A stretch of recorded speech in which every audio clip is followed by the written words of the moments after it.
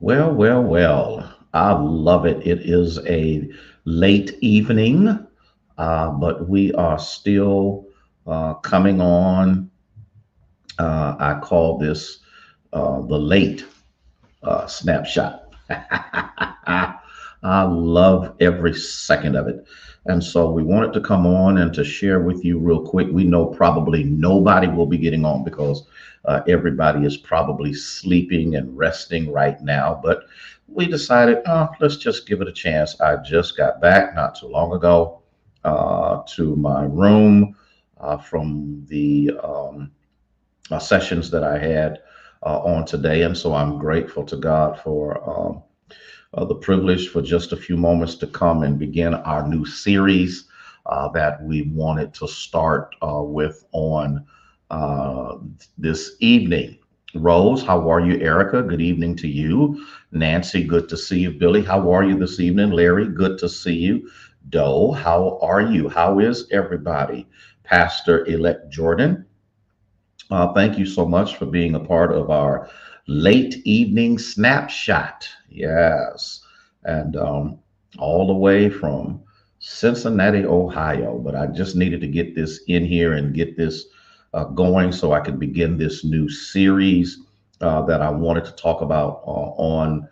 For the next several weeks. Carolyn, good to see you. Gaither, thank you so much for being with us on this late evening. We know it's late, and we know that I normally don't come on at this time, but I said, this is a good time for me to do this. Okay, Jaleesa, how are you? Darlene, how are you? Minister Rhonda, good to have you with us on this. I am so shocked that so many of you are on here at this time of night, and I'm not gonna waste your time. I'm going to share a little something with you, and then we all going to bed. I've had a very long day today, and again, just getting back in from the last sessions that I had down here in Cincinnati, and just wanted to.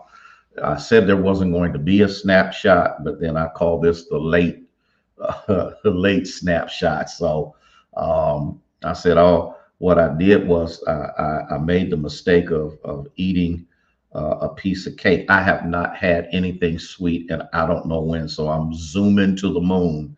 But don't worry, it will wear off. Okay. Love you too, Ayana. How are you?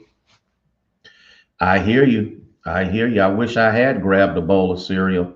I don't even know what possessed me to grab that stuff, but it looked good. I ate it, and yeah, Lord. So it's all good. It's all good in the neighborhood. I'm going to get started in a minute. I have a few of you on, and I'm going to share this with you. Nicolette, how are you? Okay. No, it does not. I'm telling you, it every all of it works together for good, and we have to come to understand and to recognize that. That's the reason why I brought my laptop. I said, "Oh, well, maybe I'll have an opportunity to be able to talk to you." I didn't realize that the session was going to be on go on so late, but the conversation continued, and you know how people do, people getting off work, whatever the case may be, so people got there late, but it was overwhelmingly productive. But this new series that we are going to be looking at for the next several weeks. Pastor Ross, how are you, my friend? Good to have you with us. Okay. Sylvia Scott, Minister Faye, Malik, my friend, how are you? I'm here in Cincinnati. Dr. Gator, how you doing, my friend? And it comes from Matthew 6. I think I had shared it with you not too long ago that I was being led of the Lord to move in that direction. So it's kind of like going backward and then dealing with some things. But in Matthew 6, I want to talk about how to and how not to pray. I think this is overwhelmingly important for us to recognize what God is trying to teach us in Matthew 6. First of all, he is dealing with in the first four verses of Matthew 6 about personal presentation. And I think it's important for us to understand that whenever we do anything for the Lord, it ought not be so that other people can brag upon what we have done, or we do it so that people will pat us on the back and people will say, oh, that was just fantastic. No, when you do anything for anybody in any level of charitable participation, Winnie, how are you this evening? You have to remember that there's a motive behind what you do. And in the midst of these motives, you got to recognize to be very, very careful and very, very cautious to make sure that what you do is not that other people will pat you on the back, or other people will say, man, that was fantastic. Or other people say, my God, did you see what happened? When you do something, Winnie, you do it from a sincere heart, not looking for other people to observe what you are doing, because he says, when you do this, you want to make sure that you don't sound your trumpet. You want to make sure you don't blow your own horn. You want to make sure that when you do anything for anybody, you do it because the Lord is leading you to do so. And in the midst of his leading, you'll also recognize clearly that God has a reward, Ayana, for what you do secretly. And that's the one thing, like sometimes I'll do stuff for people out of the kindness of my heart, and I'll be like, don't tell nobody, don't do it, because if it's really from your heart, you don't need other people to see it. And so he says, I'm trying to keep you from being like the hypocrites. I'm trying to make sure. Hey, Ella May, hey dear, how are you? I'm trying to make sure, okay, in the midst of this, that you are not doing what you are doing. Linda, good evening to you. That people will recognize you, because here's the thing that must be understood, and here's the thing that is overwhelmingly important for us to grasp on today. When you do your charitable acts, when you participate in helping somebody, you must remember the importance of making sure that the reason or the perpetuity behind what you were doing is to be a blessing to somebody else, rather than you being seen by everybody else. Okay. And so this is what you have to remember. And I have learned this over and over again, because he's crystal clear in charitable acts. He says, if you do this deed in secret, okay, then your Father who sees in secret will reward you openly. Oh my God, that's the shout right there on tonight. And the thing that we must grasp, the thing that we must envelop ourselves in, is that we're not doing it for people. Guess who we're doing? Everything that we do, every act of charity, every penny that we give is so we are doing it as unto the Lord. And when the Lord sees that you are not trying to be seen, that you are not trying to be recognized, that you are not trying to show off, that you are not trying to brag or boast about what you are doing, he says, here's what I'm going to do for you, because you did not look for an audience. You did not look for other people to pat you on the back, because you did not design the moment so other people could see what you were doing. I'm going to reward you openly. People are going to be mesmerized at how, here we go, because we're talking about charitable acts. If you do it secretly, folk will look at you, Gaither, and wonder how in the world you working for minimum wage and you living like you make six figures. Oh, I wish I had. Oh, I'm sorry. Oh my God. I got to make sure that I'm not making a whole lot of noise in the whole chat, because I get excited about that. God has a way of taking that little bit and expanding it in such a way that people will be like, oh, they live in large. No, I'm living in Jesus. I'm living in favor. I'm living in victory. And this is what we have to understand, because he says in the 4th verse, that your charitable deeds may be in secret, and your Father who sees in secret will himself, y'all got to catch that, himself reward you openly.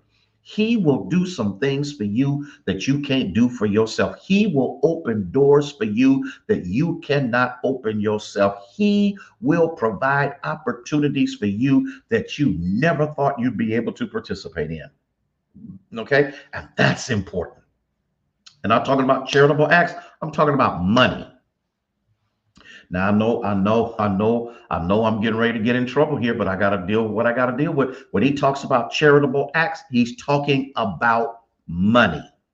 He's talking about how you bless somebody financially. I'm not going to make mince words with this. I want us to catch this. I want us to understand this explicitly clear.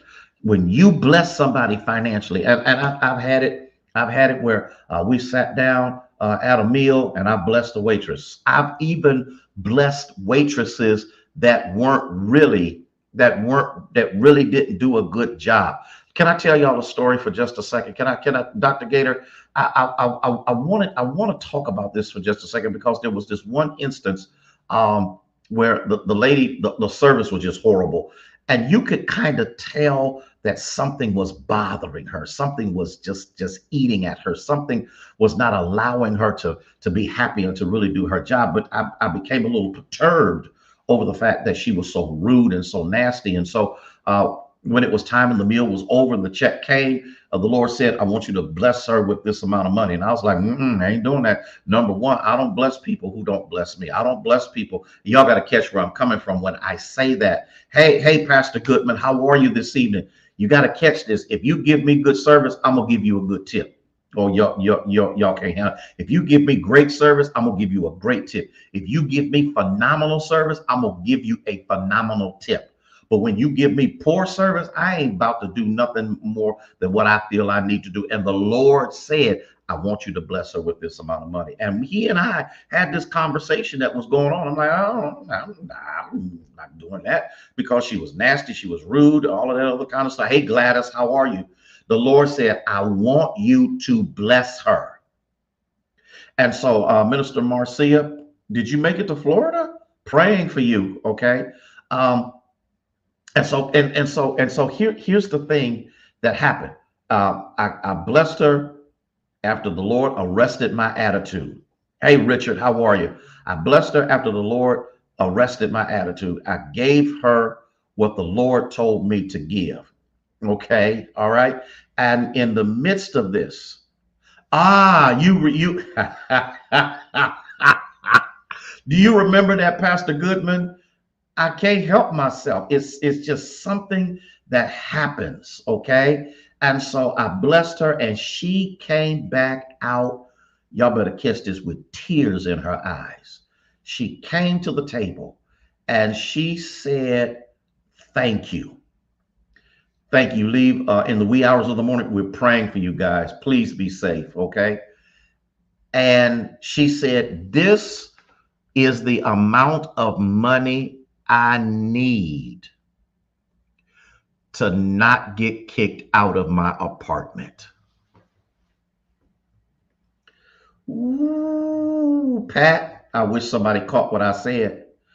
Her attitude was because she was worried about her and her children having some place to stay. And the more I thought about that, the more I said, what would my attitude, or what has my attitude been when I'm overwhelmed by something, when my mind is consumed by something bad and I'm trying to figure out how to get out of it. And so I don't always give myself completely. I'm not always the most happy person when these things are going on. And because I was obedient to the Lord, and I didn't tell my wife how much it was, I didn't tell anybody else how much it was, I just did it. And it was not a small amount, but I just did it. And it kept her and her children in their apartment. I've got stories that I can tell you about the times when the Lord told me, this is what I want you to do. This is what I want you to give. And just like what Pastor Goodman said, we were all out to eat, and I said, you know what, the bill is mine, and I paid for all of the pastors to eat. Okay, why? Cause, good evening, Laverne. Because when you do your charitable giving, and you do it in secret, you don't stand up and say, I'm going to pay, I'm going to do this so everybody can pat me on the back. No. You do it, and God rewards your obedience. And that's when he gets to the 5th verse of the 6th chapter. Y'all with me so far? I got 4 more minutes and I'm going to let y'all go. I'm going to let y'all go. He says, and when you pray, don't be like the hypocrites. And when you pray, don't be like the false pretenders. And when you pray, don't act like other people. Because the one thing that I had to learn how to do is to understand and to differentiate between public prayer and private prayer. He is saying within the context of the environment that they are in right now, don't be like the hypocrites. Don't be the kind of person that stands up and wants to be grandiose in a public arena, that wants to mesmerize people by the verbiage that you use. And the problem with the verbiage that you're using, it only gets to the ears of people, but it never gets to the ear of God. Oh, yeah, yeah. Because see, people will say, oh my God, didn't she or he pray? Oh my God, they stirred my spirit. But here's the problem. You might have stirred my spirit, but did you move God? Okay, am I doing all right, Dr. Goodman? Did you move God? Was God in the praying? Was God a words that you were enunciating, not only in front of the people, but into his ear as well? You got to recognize this. He says, I don't want you to be like these people. I don't want you to be like the hypocrites. Because number one, here's what you have to remember. A hypocrite is not authentic in what he's doing. Okay.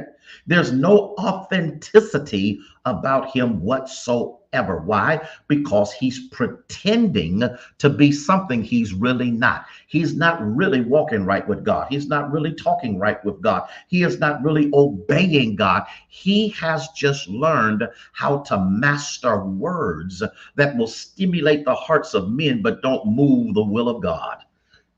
Ooh, I'm about to let y'all go. I got a couple of more minutes and then I'm going to get out of here. Okay. And so in the midst of this, Minister Faye, does your praying move God? Is your praying moved by God? Is God in your praying? Oh, bless his holy name. And so this is what he's trying to get us to understand. And this is what he's trying to get us to recognize. Don't be like them. You ain't got to impress people. He says, because this is what they love to do. They love to pray standing in the synagogues and on the street corners. They want to make sure that people know that they have some level of theological presuppositions and education and some kind of theological training. So what they have learned to do is they have learned, as many people have learned to do, they have learned to spin phrases and to say things, okay, and in the midst of that gets our attention and stirs us emotionally. But the truth of the matter is, I don't really need emotional stirring. Y'all gonna catch that. I don't need emotional stirring. I need to make sure that we understand that I don't need to be moved emotionally, but what you have to understand is that I need to be moved spiritually. So in the midst of my praying, in the midst of my talking to God, in the midst of my communicating with him, because when I am praying, you have to understand that my praying is not composed of that which I need for myself. For when I pray, I am praying for God to intervene in the lives of other people, not for God to show me off, because God's not about being a showboat. So in the midst of this, he said they love to stand in the synagogues and they love to stand on the corners of the street that they may be seen by men. The problem is they might be seen by men, or are they seen or heard by God? And so in the midst of this, I got 2 more minutes and I'm getting ready to get out of here and let y'all get to sleep and rest a little bit. You got to understand that God is trying to get us to see and to recognize that if we are going to be powerful in our praying, you got to remember that we are not here to showboat. We are not here to show off. We are not here to be braggadocious. We are here so that we can talk to God, stand in the gap, and do as Jesus does, as Jesus sits on the right hand of the Father and makes intercessions for us. It is our job to stand in the gap and pray for other people, pray for their deliverances. And so what we need to do is we need to quit stopping crowds, but we need to start praying for the crowd. Oh my, I'm trying. Okay, I forgot. I forgot. There's an echo in the room, and I don't want to disturb people. But you got to understand. You got to make sure that they would stop crowds. They would stop crowds in order for them to be heard. They would make sure that people would gather around them. I don't need you to gather around me. I need you to be blessed by the fact that I am talking to God on your behalf. And when I'm talking to God on your behalf, I'm not concerned about the hallelujahs from somebody else. I'm not concerned about the thank you, Jesus, for somebody else. I am only concerned that the verbiage and the communication that is taking place between my mouth and God's ear, you become the beneficiary. Okay, I gotta go. Listen, y'all rest well tonight. I'll be back tomorrow. I'm getting out of here in the morning. I'm gonna make my way back home. I pray that I can get there in enough time to give you the next chapter on how to and how not to pray. You rest well on tonight. I love you from the depths of my soul. May God bless you and may he keep you is my prayer.